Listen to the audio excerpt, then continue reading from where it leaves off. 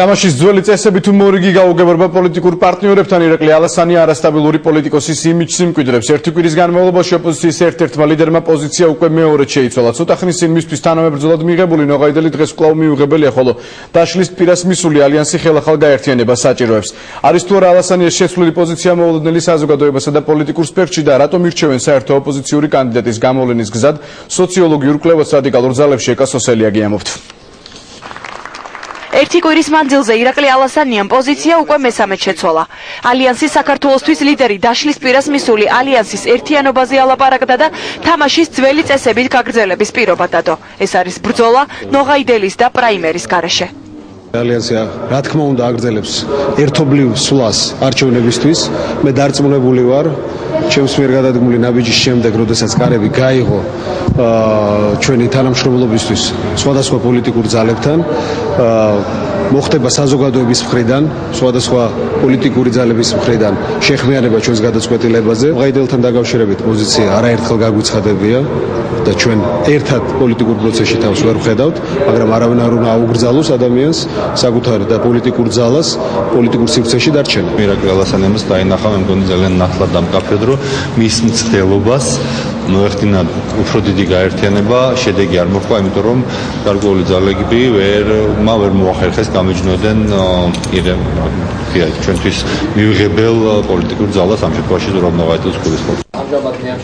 ალასანიას პოზიციის კიდევ ერთხელ შეცვლა მოულოდნელი არც თანაგუნდელებისთვის ყოფილა და არც საზოგადოებისთვის. ეს ალბათ იმიტომ, რომ ალასანიამ პოლიტიკურ ოპოზიციაში ყოფნის მანძილზე არაერთხელ გააკეთა ურთიერთ გამომრიცხავი პოლიტიკური სვლები. გასული წლის აპრილის აქციების პერიოდში, როცა საპროტესტო გამოსვლების ორგანიზატორ ძალებში წარმართულ ფიგურად ნინო ბურჯანაძე გამოიკვეთა, ირაკლი ალასანიამ საკუთარი პოზიცია რამდენჯერმე დათმო. თავდაპირველად ის მხარს რეფერენდუმს უჭერდა, მაგრამ შემდეგ რადიკალური ლიდერების გვერდით დადგა. როცა საპროტესტო აქციების ტალღამ კულმინაციას მიაღწია, საკნების აღების ინიციატივით გამოვიდა, მაგრამ შემდეგ ეს გადაწყვეტილებად შეცვალა. ალასანიას ეს ნაბიჯი მაშინ ნინო ბურჯანაძის გავლენის შედეგად შეფასდა. უკვე დღეს არჩევნებამდე 3 თვით ადრე ირაკლი ალასანიას გადაწყვეტილებებმა საზოგადოება და პოლიტიკური სპექტრი მის მერყევ ბუნებაზე განსაკუთრებით აალაპარაკა. ჭადრაკის სასახლეში ნოღაიდელის გვერდით მისმა გამოჩენამ მსჯელობის საგნად უკვე მისი საგარეო პოლიტიკური კურსი აქცია. ამასთან ალიანსის ერთობა კითხვის ნიშნის ქვეშ დააყენა. თავიდან ალასანიას გუნდი ყველასთან თანამშრომლობას დათანხმდა. გავაგრძელებთ ყველა პოლიტიკურ ძალასთან თანამშრომლობას.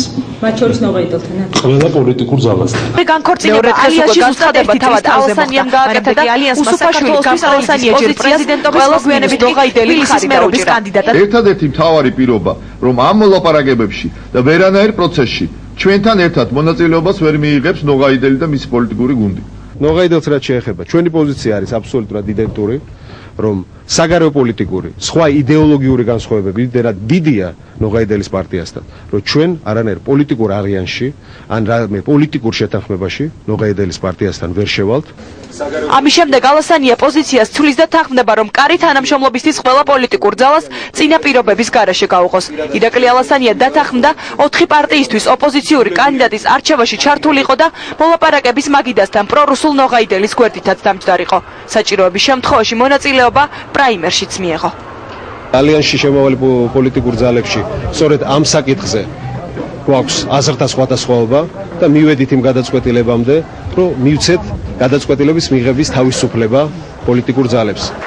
სწორედ პრაიმერის იდეამ და ექსპრემიერთან თანამშრომლობამ ალიანსის სუბიექტები ორბანაკად დაყო. ლიდერის გადაწყვეტილება თანაგუნდელებმა შეცდომად შეაფასეს. მე ვფიქრობ, რომ ირაკლი ალასანიამ ამით შეცდომა დაუშვა, მაგრამ ყველაფერი არის მაინც ირაკლი ალასანიას ნაბიჯებზე დამოკიდებული, მის კონკრეტულ და მკაფიო არჩევანზე. ალასანიამ ძალიან სერიოზული შეცდომები დაუშვა, ჩვენ ის ჯერ არ გაგვირიყავს მისი გადასაწყვეტი. მან იცის გუშინაც იყო ეს რესპუბლიკურ პარტიაში მოსული, ესაუბრა პარტიის თავმჯდომარის დათო უსუფაშვილს, მან იცის ჩვენი პოზიცია.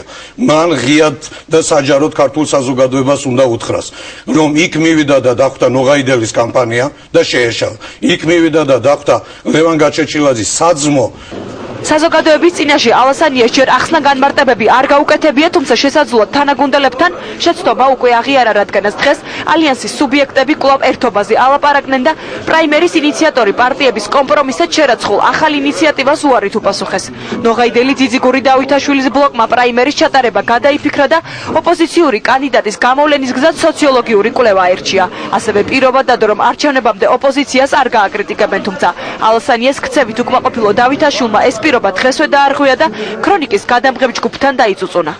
თუ კარგად მახსოვს, სოციოლოგიური გამოკითხვა შემოგთავაზა ალიანსმა და ჩვენ დავთანხმდით.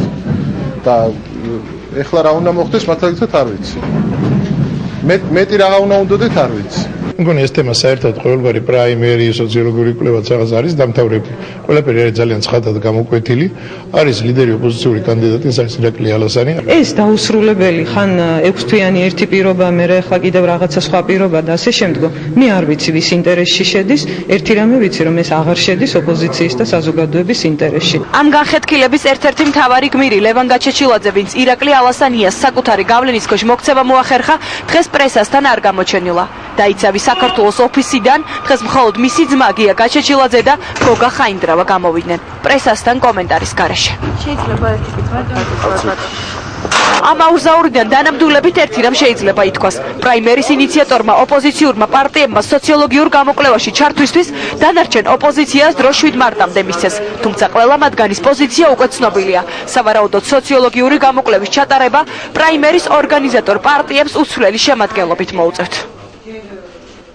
და კიდევ ერთი განხეთქილება კონსერვატორებში ოპოზიციური კანდიდატის სოციოლოგიური კვლევებით გამოვლენის თემაზე დაპირისპირება კახაკუკავა ახალ ინიციატივას ეწინააღმდეგებოდა კვლავ პრაიმერს ითხოვს. კონსერვატორების ოფისიდან შიდა პარტიული დაპირისპირებით თამარ გედემონიშვილი ისაუბრებს ეთერში. თამარ, გისმენთ. შეხვედრა კონსერვატორებში დახურულ კარს მიღმა მიმდინარეობს და ამ დახურულ შეხვედრას ესწრება ზურაბ ნოღაიდელის. როგორც ჩვენთვის არის ცნობილი, ზურაბ ნოღაიდელი პარტიაში იმყოფება იმისთვის, რომ კახაკუკავა დაითანხმოს სოციოლოგიურ გამოკითხვაზე მერობის კანდიდატთან დაკავშირებით, რასაც კუკავა ეწინააღმდეგებოდა. ჩვენ შევხვდით კახაკუკავას და